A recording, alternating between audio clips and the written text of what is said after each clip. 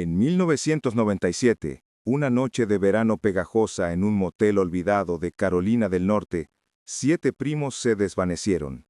No dejaron ni una nota, ni una huella. Sus coches seguían impecables en el estacionamiento, sus llaves apiladas, sus maletas a medio abrir. Pero ellos, los primos, jamás volvieron a ser vistos. Lo llamaron la desaparición de los 7 primos. 25 años de un silencio atronador, 25 años de oscuridad sobre el lago. Pero ahora, fragmentos de una verdad aterradora están comenzando a emerger de las sombras. ¿Qué demonios pasó realmente esa noche en el motel Lakeshore? ¿Fue un oscuro pacto de lealtad familiar o algo tan perverso que la gente del pueblo se juró jamás mencionarlo en voz alta? Cambio de tono a más directo, pero manteniendo la intensidad. Si te atraen las historias de desapariciones sin resolver, los descubrimientos perturbadores y los secretos que se pudren bajo la tierra durante décadas, suscríbete a este canal y activa la campanita. Hoy vamos a bucear en la pesadilla del Lakeshore, un caso que te demostrará que la sangre no siempre es más espesa que el agua. El escenario del silencio. Narrador. El motel había sido clausurado por años. Su letrero de neón, que prometía una luminosa orilla del lago, ahora era solo un esqueleto oxidado de tubos doblados y bombillas quebradas, como un faro de la desesperación. El viento se colaba por las ventanas rotas y soplaba por los pasillos vacíos, silbando una melodía lúgubre, la misma donde antes los turistas arrastraban sus neveras y los niños peleaban por caramelos. Pero la gente de la zona, la que conocía el lago, juraba que en las noches más húmedas se escuchaba algo más que el viento.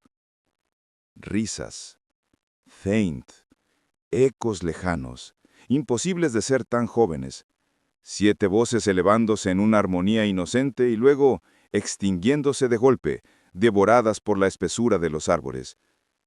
¿Simple imaginación o la persistencia de la tragedia? Los archivos policiales, por supuesto, contaban una historia mucho más fría y menos poética. El 6 de julio de 1997, Margaret Collins, la gerente del motel, llegó a su turno matutino y notó esa anomalía inquietante. 7 juegos de llaves perfectamente apilados seguían en el buzón. Un orden demasiado perfecto. Cuando revisó, las 7 habitaciones de los primos se veían recién usadas. Las camas deshechas, las toallas húmedas, las maletas a medio abrir. Ni uno solo había hecho el check-out. Al mediodía, las llamadas de padres y hermanos se multiplicaron. Al caer la noche, el estacionamiento estaba lleno de la parafernalia policial, patrullas, sheriffs y perros rastreadores, sus linternas rebotando nerviosamente en la densa línea forestal. Los vehículos de los primos, impecables, sin signos de lucha, sin robos, ni carteras, ni tarjetas, ni identificaciones, todo estaba ahí. Y después de esa primera noche frenética de búsqueda, solo quedó el silencio. Pasaron semanas, agotadoras y vacías. Las pistas se secaron, los soplos se convirtieron en cotilleos sin fundamento. La oficina del sheriff embolsó los archivos, los etiquetó como casos fríos y siguió adelante. Pero en los hogares tranquilos de Carolina del Norte, las familias jamás pudieron hacerlo. Los cumpleaños pasaron sin vela, las sillas quedaron dolorosamente vacías en Navidad. Y durante 25 años, una pregunta se pudrió en la mente de todos, consumiéndolos lentamente. ¿Qué le sucedió exactamente a los 7 primos del motel Lakeshore? El descubrimiento de Sarah Monroe. 25 años después, el ambiente estaba cargado con ese olor metálico a agua estancada y un rancio aroma a gasolina cuando la detective de casos sin resolver, Sarah Monroe, se apeó de su patrulla. Ella solo era una niña de 10 años cuando ocurrió la pesadilla, pero aún recordaba los telediarios, las madres rotas, los retratos escolares de los primos empapelando la televisión. Ahora, con 35, una detective curtida se encontraba frente a la carcasa putrefacta del Lakeshore Motel. Ajustó la correa de su bolso de cuero y escaneó el parking. La maleza había partido al asfalto. La puerta de la oficina colgaba, abierta, torcida, cubierta de grafitis con iniciales de amor y desprecio. Un sonido raspo y constante de cigarras rompía la quietud. La policía local había reabierto el expediente a regañadientes, solo por la presión de una nueva prueba que había surgido.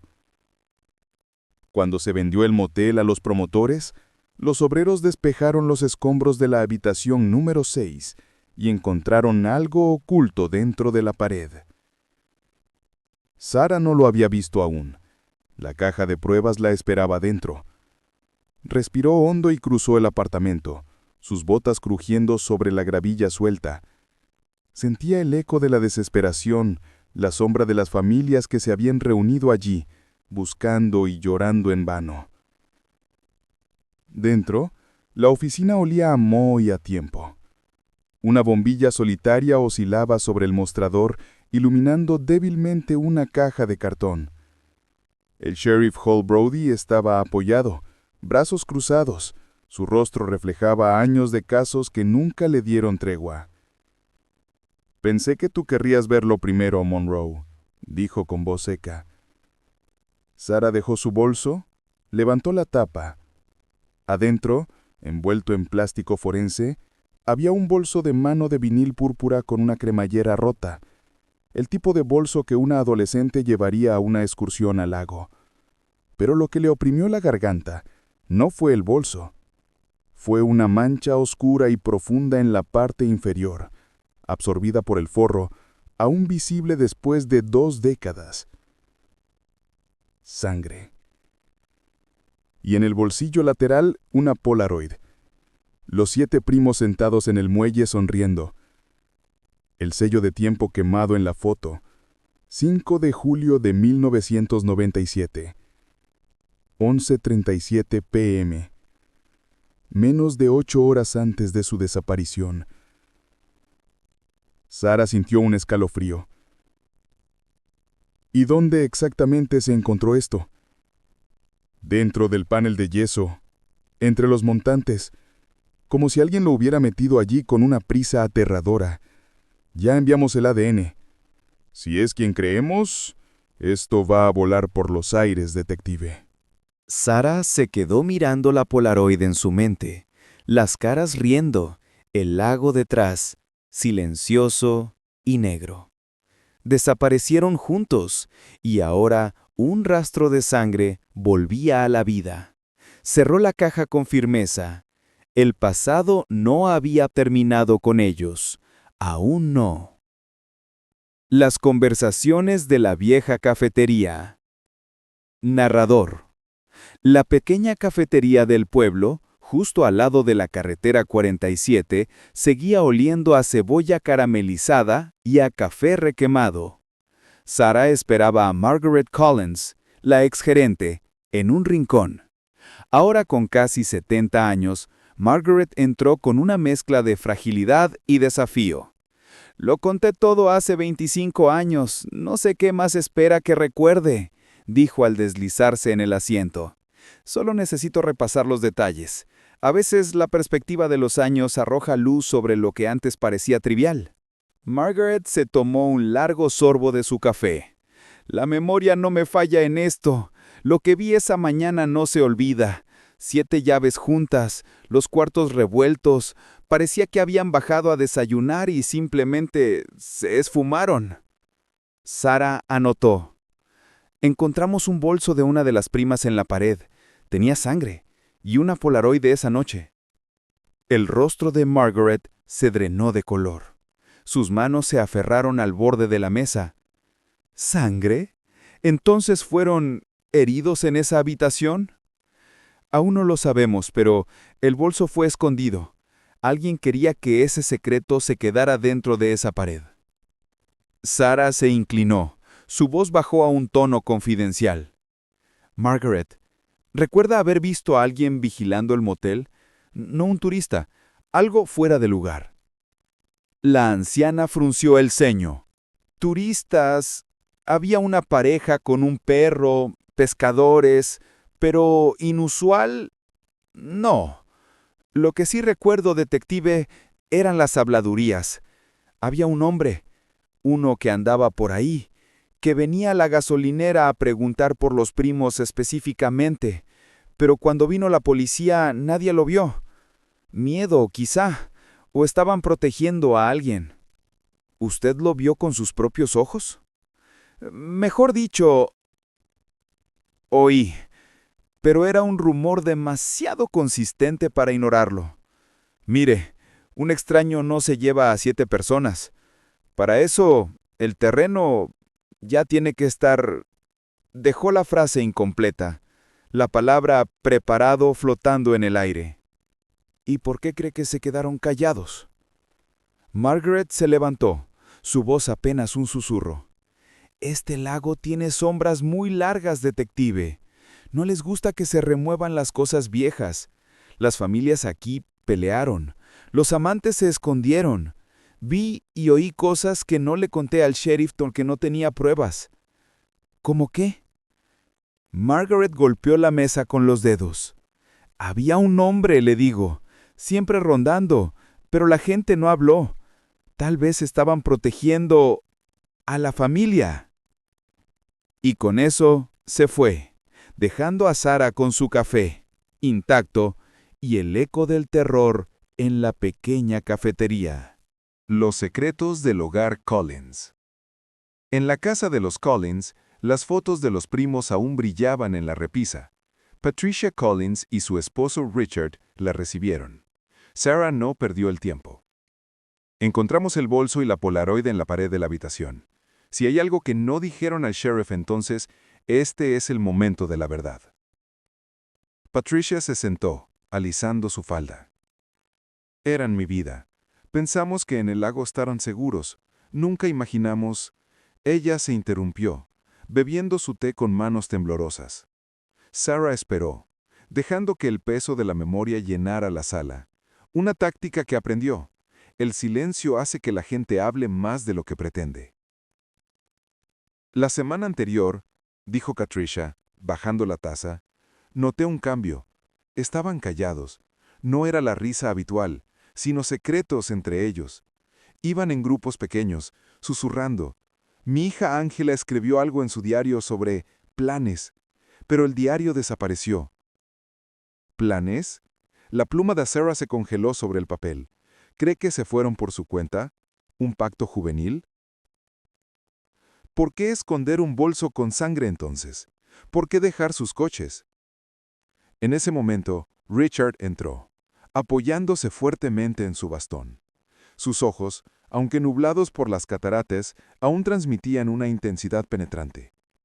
No se fueron solos, dijo con su voz cascada. Había un camión, un Ford rojo de los años 85 o 86 con una luz trasera rota. Estuvo aparcado casi todas las noches frente al motel. Vi a un hombre fumando en el capó, solo observando. ¿Un camión con la pegatina honra a la casa? Sí, esos lemas de cazadores. El sheriff lo atribuyó a una coincidencia. Yo le dije que no. Era acecho. Estaban cazando a mis hijos. Sarah sintió que el corazón le latía con fuerza. 2 testigos, un coche, una camioneta con un lema siniestro. Algo comenzaba a tomar forma, pero la pieza de los planes seguía sin encajar. ¿Era una imagen de elección o de puro terror? La sombra de Daniel y la huella de sangre. De vuelta en los archivos, Sarah repasó el expediente. Angela, Daniel, Claire, Matthew, Sophie, Josh y Leah. 7 hilos enredados en una noche sin resolver. La última imagen confirmada. 11:37 p.m. La Polaroid. Después, el abismo. Sarah se detuvo en la foto. Uno de los primos, Daniel Collins, estaba ligeramente apartado. Su sonrisa más tenue, sus ojos con una sombra inexplicable. ¿Por qué se veía diferente? Su archivo decía: Daniel Collins, 19 años, universitario, introvertido. Su compañero de habitación lo describió como inquieto ese verano, como si estuviera esperando un evento. Angela, planes. Daniel, inquieto. Polaroid, distancia. La detective garabateó en su libreta. No se habían esfumado. Algo se estaba gestando entre ellos. El sheriff Brody interrumpió, deslizando un sobre pequeño. Hay algo más. Fotos que nunca se hicieron públicas. La tercera fotografía era una pesadilla. Un primer plano de la barandilla del muelle. Una huella de mano borrosa, pero claramente manchada de sangre, impresa en la madera. ¿De quién es? Se hicieron pruebas entonces. No coincidió con nadie local, ni con los primos. Solo estaba allí, como la firma de un fantasma. Pero ahora, Sara agarró la foto con dedos temblorosos. Corramos esto en la base de datos moderna. Esa mano tiene un nombre, y quien sea, estuvo allí. Su mente se aceleró. La risa de la Polaroid, la distancia de Daniel, el agua negra. La última noche no había sido solo diversión. Algo mucho más oscuro se había entrelazado con su alegría, hasta romperla. El testimonio del vigilante. Narrador. En la cafetería, la camarera de 1997, Darlene, la recibió con su cabello canoso recogido. «Claro que me acuerdo. Ruidosos pero adorables. Me dejaron $10 de propina por una cuenta de 20. Los adolescentes no hacen eso». ¿Recuerda a alguien observándolos? Darlene frunció el ceño. «Qué gracioso que pregunte. Había un hombre en el mostrador. Pidió solo café. No paraba de mirarlos. Cuando se fueron, él se fue justo detrás. No era un viajero. Él los estudiaba. Descríbalo». «Alto, delgado, con una gorra de béisbol, barba de varios días. Parecía agotado. No era de por aquí, lo recordaría». Sara la dejó y condujo hasta la gasolinera. El dueño, Frank Delaney, ahora de 70 años, recordaba a los primos discutiendo sobre quién pagaba los snacks. ¿Vio a alguien más, Frank? ¿Algo inusual? Frank pensó, arrugando la frente. Había un camión afuera, Ford rojo, la luz trasera rota, estacionado cerca de las bombas, pero no echó gasolina. Solo se quedó allí con el motor encendido. Cuando volví a mirar, se había ido. Margaret, Richard, Darlene y Frank. 4 testigos. La misma sombra. El mismo coche. Su teléfono vibró. Un mensaje del sheriff. Resultados de ADN en el sobre. Llámame. Sara sabía que el nombre atado a esa huella sangrienta arrastraría el pasado a la luz. La revelación de la sangre familiar. Narrador. La oficina del sheriff se sentía inusualmente fría. Hal Brody la esperaba con la carpeta forense. Los resultados llegaron. No es lo que esperábamos. Sara desdobló el informe. El shock fue un golpe seco.